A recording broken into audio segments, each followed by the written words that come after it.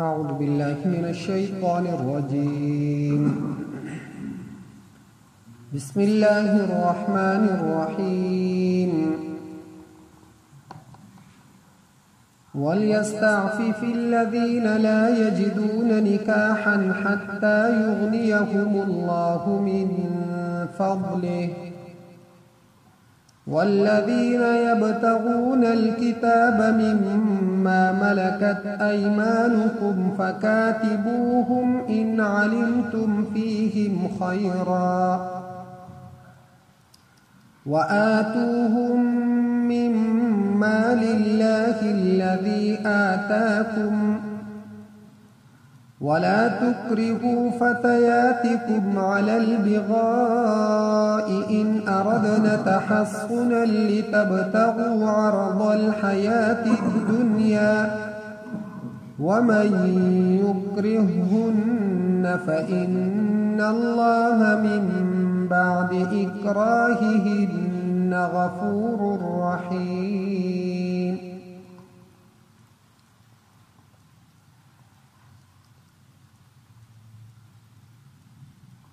پدې رکوع کې اهم او ضروري شیزونه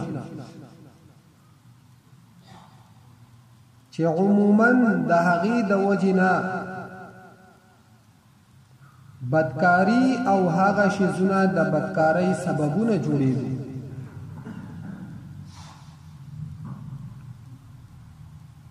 نو د هغې بیان الله پاک وکړو چې په معاشره کې دغه ماحول د تاسو ختم کړ. مثلا د خزي او سړي د یو بل سره بے تکلفه اختلاف، دغه شانتي نظرونه غلط استعمالول او نکاحونه حصارول چې د ځوانۍ عمر یا اکثر حصہ هغه بے واده تیر شي. دا شیزونه دا په معاشره کې سببونه جوړېدو د بے حیايي. نو الله پاک د دې بیان وکړو. نو الله پاک فرمایي وليستعفف الذين لا يجدون نکاحا، چې مخکې حکم وشو چې تاسو نکاحونه عام کړئ. وس الله پاک حکم بیانوي چې مطلب د دې دا نه دی چې خامخا تاسو کله چاچار کیږي او کنه کیږي خو هغه له تاسو وعده کوي نکاح، ځکه د هغې نتیجه هغه به بیا هم ډېره نقصاني راوځي چې یو سړي بال بچي او د ده بیا طاقت نه کیږي د هغو د پالنې او د هغو د خرچې. خدای به بیا څه کوي؟ خدای به خودکشي بیا کوي یا به غلطه لار بله اختیاروي. نو په حدیث شریف کې هم د پیغمبر علیه السلام فرمایي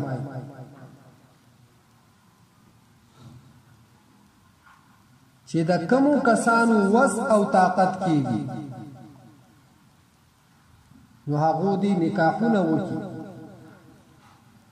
او چې د چا طاقت نه کیږي نو هغو دی روجي ونیسي، ځکه په دې سره هم دغه طاقت دا دباوی دی، کمزوری کیږي.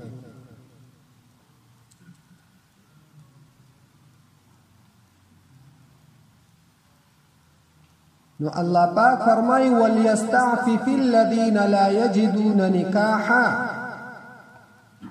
او ځان دی پاک ساتي ځان دی بد ساتي هغه کسان لا يجدون نکاحا چې دو طاقت نه لري د نکاح کول، حتی تر دې پوری یغنیهم الله من فضله، چې مالدار کی دولره الله پاک د فضل خپل فضل مهرباني باندې الله پاک دو مالدار. او په حدیث شریف کې دی چې کله یو تندستا بے وسه انسان هغه قرض راوالي په دې نیت باندې چې دا به زه خامخا ورکړم او د هغې د ورکولو کوشش هم کوي. نو د الله پاک وعده ده چې الله پاک په دغه قرض د ده د ذمه نه ادا کوي، خلاصوي. دغه شانتي یو انسان هغه پاک دامن اوسیږي او د الله پاک عبادت کوي، نو د دغه کس سره هم د الله پاک وعده ده چې الله پاک په دې داسې حالت ته رسوي چې رده به د نکاح طاقت الله پاک پیدا کړي.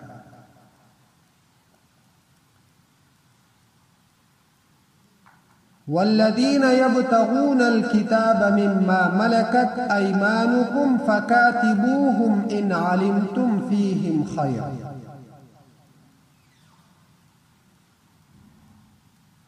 او هاغا کسان یبتغون الكتاب چې دو غواړي عقد کتابت مما د هغه چانه ملکت ایمانکم چې مالکان وی خلاصون استاسو فکاتبوهم نو دو مکاتب کئی، دو مکاتب جوڑ.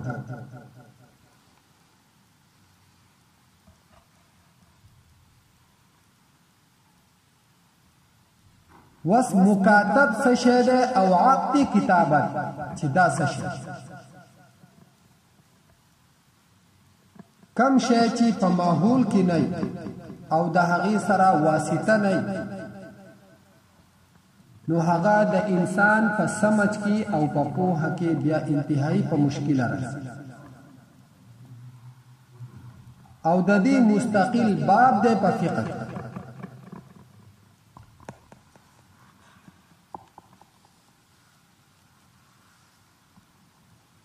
چونکی د اسلام تصور دا لري چې د غلامان او وینځي جوړي، بلکې د انساني تاریخ سره دا معامله را روانه چې هغه با غلامان او وینځي جوړول. او بیا په زمانه د جاهلیت کې په هغه کې د غلام جوړېدو دوه طریقې. یو خدا طریقه و چې په جنگ مقابله کې بعد مخالف کسان ونیوي شو، نو دا به غلامان. او یو دا طریقه وا چې په لار باندې سي سوکروانو کمزور بل زورور به په حمله وکړه راوبای او ډایرک په خرڅ.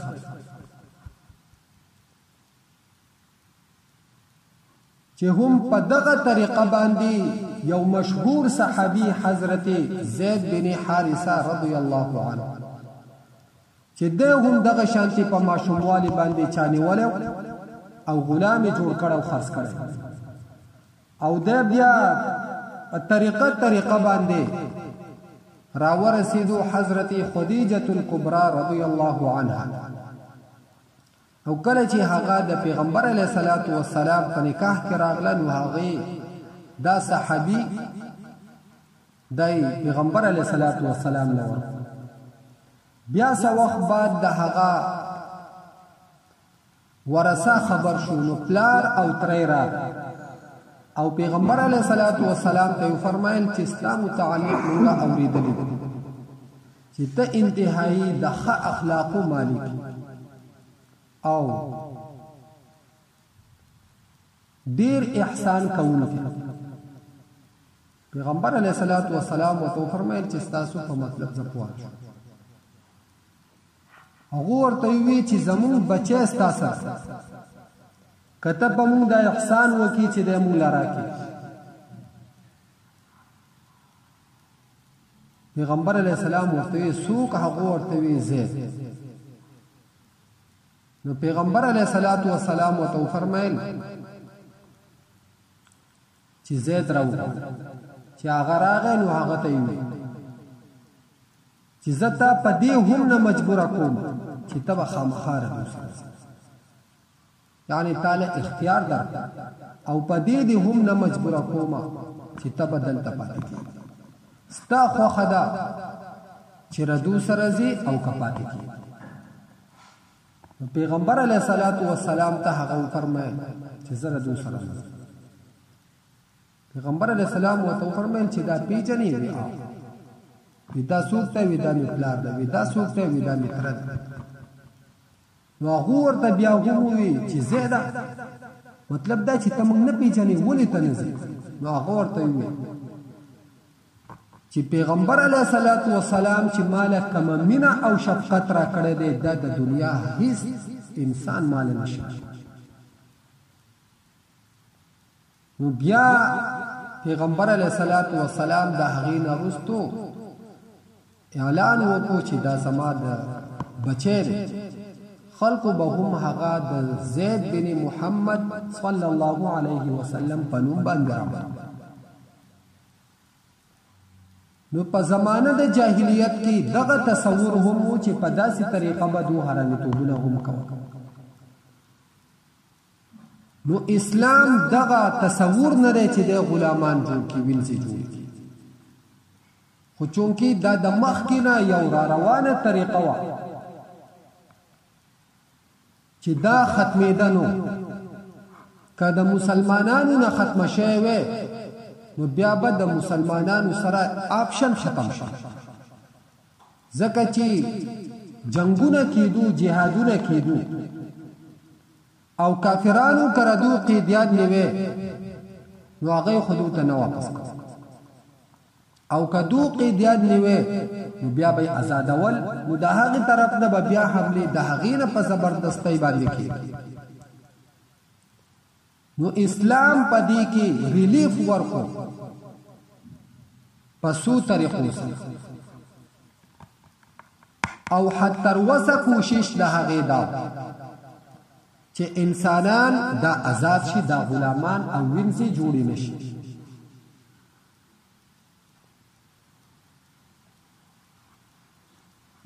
په سوره محمد کې الله پاک فرمایي فَإِذَا لَقِيتُمُ الَّذِينَ كَفَرُوا فَضَرْبَ الرِّقَابِ. کله چې دا کافران ستاسو سره مخامخ شي نو ردو دا سټونه ووهئ داسې کړ حتی اذا اثخنتموهم فشدوا الوثاق. تر دې پورې چې وینې توشي دا وبهیږي او چې کله پې ستاسو غلبه او ګریف راشي نو فشدوا الوثاق د دوی تړل هغه مضبوط کوي مضبوطې وتړئ. وس د تړلو نه وروستو د قید کولو نه وروستو ستاسو دپاره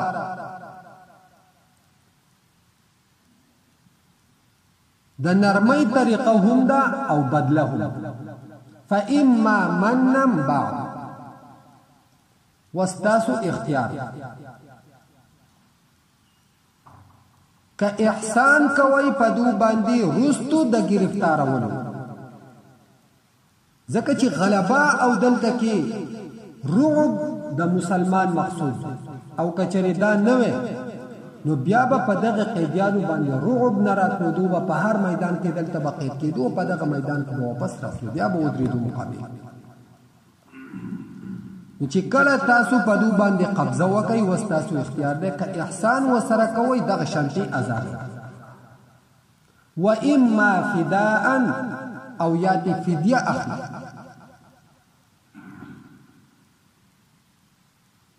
حتی تضع الحرب اوزارها تر دې پورې چې کېدي جنگ اوزار یعنی دوی د جنگ سازو سامان هغه کېدي دستبردار شي. ذالک دا خبره ده ولو یشاء الله کچری الله پاک غوښته لن تصور منهم دون به پخپل بدلا غستو دو به د اسلام د دین مخالف نو راوړي دو به خدای پخپل ختم کړي ځکه د الله پاک سره ډېرې لښکرې او طاقتونه. د ابراهیم علیه السلام دشمن الله پاک په کم مخلوق سره ختم د بیت الله شریف مقابلی ته چې ابرهه راووتو الله پاک هغه څنګه په کم فوج سره ختم دغه شان الله پاک دا ټول ختمولی شي. لیکن الله پاک فرمایي ولکن لیبلو بعضکم ببعض، لیکن الله پاک امتحان اخلي د بعضونه په بعضو سره، چې په تاسو هم دا تکلیف او دا سخت راشي چې پته ولګي چې په دې کې د پيو مجنونان کم دي او کم اصلي مجنونان، کم اصلي مجنون چې دی چې هغه کم دی، چې په دې سره پته ولګي.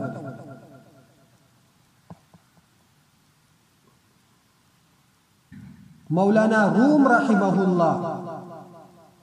د یو کتاب لیکلی دی مثنوي، په 206 کې دی پیدا شوی او دغه کتاب په هغې کې دا علم تصوف، علم فقه، علم ادب، دا ټول چې دی دا لیکلی دی، بیان کړي. او په دغه کتاب کې 28,000 اشعار، دا انتهایی یو لوی بزرگ تیر شد. د دنه یو پیره یو کس تپوس وکړو چې څه وجه ده چې اکثر تکالیف او سخت دا په دې نیکانو خلقو باندې زیات دي، چې د الله پاک دو خوښ دي چې دا دومره تکالیف او سخت امتحانات په دو باندې ولې راځي. نو هغه خو انتهایی ښکلی جواب کړی چې یو حدیث شریف دا بخاری دی هغه ورته بیان کړی، خو بیا یو ساده خبره کړې ده چې انتهایی په اسانه باندې په هغې انسان هغه ورته بیا وی مولانا روم رحمه الله چې دا مرغۍ خو ډېرې، خو که تا خیال کړی نو دا توتی او دا بلبله د دې مرغو اوازونه ښکلي دي. نو دا مرغۍ خلک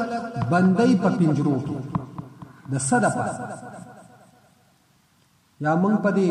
پښتنو کې دا تارو دا شی ډېر مشهور دی، تارو شو، زرکه شوه، وی دا په دې پنجره کې خلک ولې بندي د دې غوښې د خوراک دپاره غوي، وی د څه دپاره، وی د دې د اواز په ده باندې ښکلی لګي، د دې اواز کولو دپاره دی بندي. او دا نورې مرغۍ د قارغانه وغیره دا شیزونه دا خو څوک په پنجره کې نه بندي، او که خامخا دغه کوي نو ښکار کوي یې غوښې خو بس نور دی په استعمال کې نه راغلی، په ده باندې خپلې دانې نه خرچ کړي. نو دا مومن چې کم د الله پاک مخلص بنده دی او نیک دی، په ده چې دا امتحانات راځي د دې دپاره چې کله الله پاک د ده د اواز وغواړي چې دی ما ته اواز وکړي، او د ده د اواز الله پاک ډېر خوښوي، الله پاک ته دا محبوب. نو د پنجرې د بندېدو په ځای په ده باندې یو امتحان تکلیف راوړي، چې کله په ده باندې هغه تکلیف راشي نو دی په خپله یا الله یا الله یا الله دی دا اوازونه خدای ته شروع لکه څنګه چې دا مرغۍ په دې پنجره کې بنده کړي او دا مرغۍ دا اوازونه کوي او په دې مالک باندې دا اوازونه ښه لګي، د دې لپاره دا مرغۍ بنده کړي. نو الله پاک په ده د امتحانات بار بار راولي چې دی د عجزۍ دا اوازونه الله پاک ته وکړي، او دا اواز د الله ډېر او دا نور د ده د اواز په خدای ښه نه لګي، نو خدای پاک داسې پرېښودلی چې ښه دی دغه شان باغي ګرځي. نو الله پاک فرمایي که چېرې ما غوښتی نو ما به د دونه په خپله بدله اخیستې وه، خو زه ستاسو امتحان اخلم. ما مقصود په دې کې دغه امتحان اخیستل دي چې تاسو په دغه ټایم کې تاسو ته حکم وشي تاسو زما د دین دپاره څومره قربانۍ ته تیار. نو د اسلام تصور قیدي جوړول نه دي بلکې دا غلام جوړول نه دي، لیکن دا د مخکې نه په معاشره کې یو ماحول او تیاروا ده. نو اسلام په دې کې ریلیف دا ورکو چې کله قیدیان تاسو ونیسئ نو یا خو داسې آزاد کړئ او یا د دونه فدیه واخلئ، پیسې ترې واخلئ، لکه د بدر قیدیان. کله چې په بدر کې قیدیان راغلو نو دا بیا خلیفه امیر هغه دا پریدي او امیر خو هم د انکار نه کوي دا رعایا سره مشوره کوي پیغمبر علیه السلام صحابه کرام سره مشوره کوله نو ابو بکر صدیق رضی الله عنه ته وی چې ستا سره یې چل وګوره د قیدیات ابو بکر صدیق رضی الله عنه ورته وی چې زمون نوې حکومت ده مونږ ته د مالی ډیر ضرورت نو فدیه به واخلو او آزاد او ردو په مر کې مونږ ته څه پاتې کیږي او چې مونږ آزاد کو کې دی شي دو بیا ایمان راوړي مسلمانان شي او کمړې کو زمونږ به هم څه په لاس را نشي او به هم جهنم ته نو عمر رضی الله عنه ته وی چې ستا په دې کې څه اراده ورای نو عمر خو جلالی صحابي هغه ورته د الله پاک رسول صلی الله علیه وسلم دا خو ډېر بیکار خلک د دونه زمون د ملګری د صحابه په ور کې پراته دا حضرت خباب رضی الله عنه حضرت بلال رضی الله عنه حضرت عمار رضی الله عنه دا صحابه دا خودو په ور باندې سوځول او په رسۍ به تخفیه ته واچولې په لارو کې به راخکودو او د دین علاوه دا هغه خلک ته چې ستاسو په مړی کې ستاسو ساده راچولې او تاو کړی حالم کې بنو هاشم ته چا بره هم نشو کته که تاسو په دغه وخت کې غوښته نو هم به تاسو دو ختم کړی خو تاسو نه غوښته چې دو ته تاسو جواب وګرځئ او دو زورور هم نو خدا د اخلاقیات او هغه انتها دو کراس کړي و دون بد اخلاق خلک زما رای دا چې دی باقی ته بوزو د ستونه د ټولو نو او که تاسو غواړئ نو اول شروع به زما رور حضرت زید بن خطاب رضی الله عنه چې دا زما مشر رور چونکه ستا خلاف ته چې ستا خلاف ته زه په دې سره هیڅ نه کوم اول به دنه ز شروع او بیا که تاسو اجازه دي نو دی علی رضی الله عنه ته اجازه وګوره انتهایی د صحابه چې یوي خبري او جملې ته ګوري نو هغه مونږ ته دین او مونږ ته اخلاقیات داخل داسې ورته ونه چې ستاسو د تر حضرت عباس رضی الله عنه یا ستاسو د تر زوی حضرت عقیل رضی الله عنه چې ردونه تاسو سره نه دومره د ادب خیال چې تاسو اجازت کوي علی رضی الله عنه نو چې د عباس او عقیل بوجي او ردونه سره پیغمبر علیه السلام ورته دا ابو بکر مثال دا خدا حضرت عیسی علیه السلام چې مخالفینو بنکړه په ځګي کې او د قتل منسوبه ولا جوړه کړي و چې د ختمه او قتل او هغه د نه جړل چې الله پاک استا بندګان دي ته معافي وکړي وان تغفر لهم خدای پاکا تدو ته معافی او بخنه وکي انك انت العزيز الحكيم تزور ورا حکمتونه او خدای کته ولا عذاب ورکه مستبندګان او خدای ته معافی وګور الته کې هغه د قتل منسوبه کولا او د جړل خدای ته سوال کو چې خدای ته معافی او عمر رضی الله عنه ته است مثال خدای حضرت نوح علیه السلام صبر کو خو چې کله غوسه کو نو بیا الله پاک ته وقال نوح رب لا تذر على الارض من الكافرين ديارا اي الله پاک دا خلق او د دوه بچي او د اولاد په دوه د دوه درو دیوال او د غټي او د زمکه په ماخنه لګي دا وسرم ختم انك ان تذرهم يضلوا عبادك خلائك تي پاتې کی نوستا بندگان دا گمراه نو الله پاک هم هغه طوفان راوستو چې د ازمکه د هر سیلاو تر دې پوری چې بیت الله شریف پاغي باندې هم دومره خاور او خټه غوښتي و چې دا هغه کله ابراهیم علی السلام ته الله پاک حکم وکړ چې د بیت الله شریف بنیادونه دراوچو ابراهیم علی السلام پاک ځکه کومه ته پته نه الله پاک ته جبريل عليه السلام درلې جبريل امين راغی وزر په ووهو د هغې په دې بنیادونو باندې داسې سپینوالی راغی لکه موږ چې اکثر د آبادي کوو د چونه پرې واچوو. په هغه ځایونه بیا ابراهیم علیه السلام په هغې باندې بیت الله شریف آباد. پیغمبر علیه السلام ورته وویل ستا مثال خو هغه او بیا یې د هغه قیبیانو په باره کې فیصله وکړه چې څه کسان چې ډېر کمزوري او غریبانان څه وسې نه کېږي هغو باندې داسې احسان وکړو ازاد د چا چې مالي وس کېدو د هغو نه یې مال واغستو چې په هغې کې عباس رضی الله عنه هم و چې کله یې ده ته ووی د مال مطالبه یې وکړو نو هغه ویل وراره زما سره خو څه شی نشته. الله پاک جبرئیل امین راولېږو چې دی چې د کور نه راوتو نو خپلې بیبي له سونه ورکړو هغې ته یې وویل چې که زه ژوندی راغلم نو خو ماله به یې راکړې او که رانغلمه دا به زما په بچو باندې بیا ورغلم. نو پیغمبر علیه السلام ورته ویل تروې تاسو لږ مخکې راشئ وایي څه نشته وایي نشته وراره هېڅ شی نشته وایي ته چې راوتې او ام فضل د ده بیبي وه هغې له چې دې هغه سونه ورکړه او دا خبره چې دې وکړه هغه د چا نو هغه ډایرک ورته دا ته چا وویل دا خو زما نه او د ام فضل نه علاوه هېڅوک نه دي خبر ویم خو دغه وجه ده چې زه د خدای پیغمبر یم که نه الله پاک جبرئیل امین راولېږو ما ته یې ته ویې نشته هغه ویشته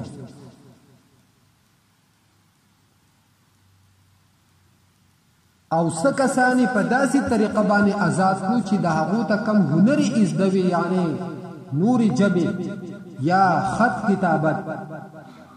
نو هغو ته وی چې تاسو به دونه صحابه کرامو ته خط زده کوئ یا به دغه ژبه زده کوئ په دې طریقه باندې هغه آزاد او نور هم اسلام د ازادېدو دپاره چې کله یو انسان قسم وخوري نو دی به مسکینانو له لس مسکینانو له ډوډۍ ورکوي یا به یو غلام یا وینځه ازادوي دغه شان د زهار په مسله کې یا که قتل د ده نه قتل خطا وشي په هغې کې په هر ټایم کې اسلام دا دغه کړی چې تاسو غلامان آزاد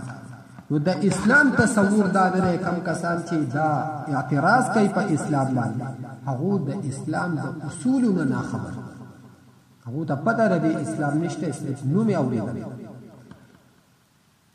نو الله پاک وایي چې دو مکاتب جوړ کوي مکاتب هغه غلام دی چې کله دی ونیوی شي او دی غلام جوړ شي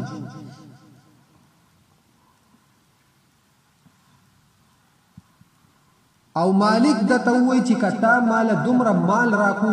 مثلا زر یا روپۍ یا 10,000 روپۍ یا 1,00,000 روپۍ زه به تا آزاد دې ته اوس مکاتب وایي په دې کې لیکل وشي نو چې کله د دا پیسې ورکړي نو دی به آزاد شي اوس که مالک دا خبره وکړه او بیا مالک وایي چې نه دا خو ماسې ګپ نه د مالک اوس په دې کې قول نه معتبر هو دا چا غلام چې دی د ده د طرف نه اختیار شته چې که زه ویاره زما سره خو دا نشته زه نشم درکولی نو د ده سره اختیار شته خو د مالک نه اختیار خطا د دې دپاره چې دا غلام دا د اسلام تصور نو الله پاک فرمایي والذین یبتغون الکتاب هغه کسان چې دو غواړي عقدي کتابت چې او زه دومره پیسې در کوم ما آزاد کړه نو الله پاک وایي فکاتبوهم دو مکاتب کړه یعنی ردیو سره عقدي کتابت وکړي مکاتب دو جوړ کړه ان علمتم فیهم خیرا که تاسو محسوسوي پدو کې یا یې نه پدو کې خیرن څه خیر سمي چیرې دو بیا د مسلمانانو خلاف نه جنګيږي خلاف باندې راوځي دا پکې نه نو دو مکاتب وآتوهم او ورکیدو ته من مال الله الذي د هغې مالنا چې الله پاک درکړی دی تاسو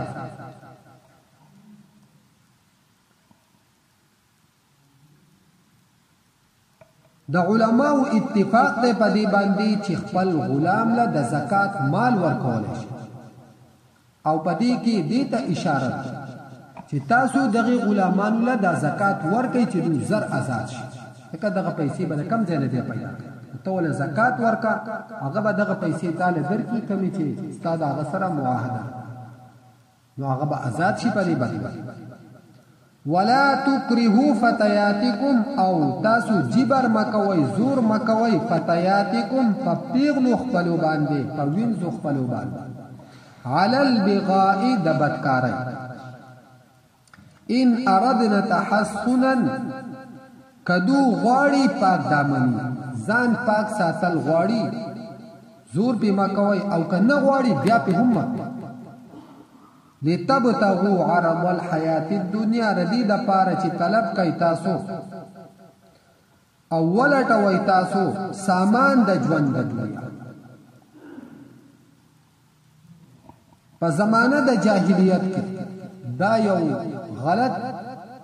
رواج او طریقه چې دغه خلقو با د خپل ویرزونه غلطه فائدہ اوچتاوه او عبد الله بن ابي منافق رئيس د منافقانو سردار د دوینځوي او ډېر حسین دبهم پاغو باندې غاني سندري اشعار وي او دغه شانتي په غلطه طریقه به دغه پاغو باندې پیسې ګټي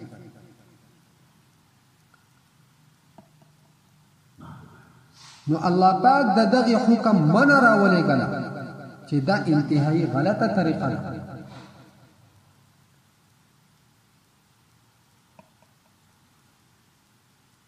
او دغه زنانه یو پیرا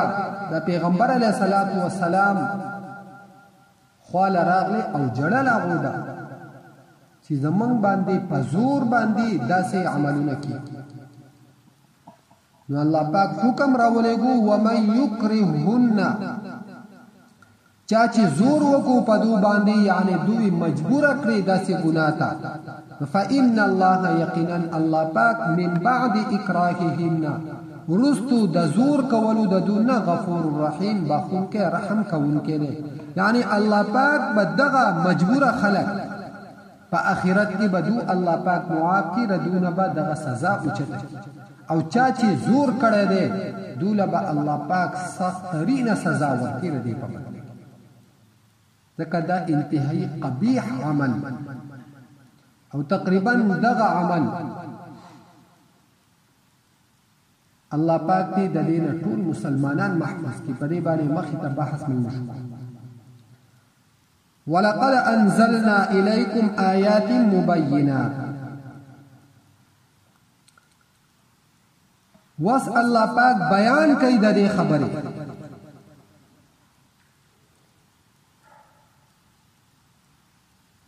چې په خپل کلام کې الله پاک واضح دلایل بیان کړي او د دلایل سره سره کله چې انسان په یو دلیل نه پوهیږي نو دا هغه د پوهې د پاره یو مثال بیانېږي یو نمونه بیان شي الله پاک وایي دا مثال او دا قصې دا د دې لپاره نه دی بیان شوی چې دا بس یو قصه ده چې خلک وایي چې عرب نه کې مولا خو خپل قصه وکړه نن خو یاره ډېر غټه واقعه بیان کړه دا د دې لپاره نه دی الله پاک وایي دا نمونه مونږ بیانو خلو من قبلکم دا هغه کسانو چې تاسو نه مخکې تیر شوي او د صد لپاره بیانو د دې لپاره چې تاسو نصیحت قبول کړئ وموعظه للمتقين او دا نصیحت ته د پاره د متقیان نو څومره مخکینی خلقو چې دې خبرو ته راتل کړي دي او ردی پروا نه د ساتلې د الله پاک د قانون الله پاک وای دا هو حشر لګو ګوري فسيروا في الارض فرزمکه کې لګو ګرځي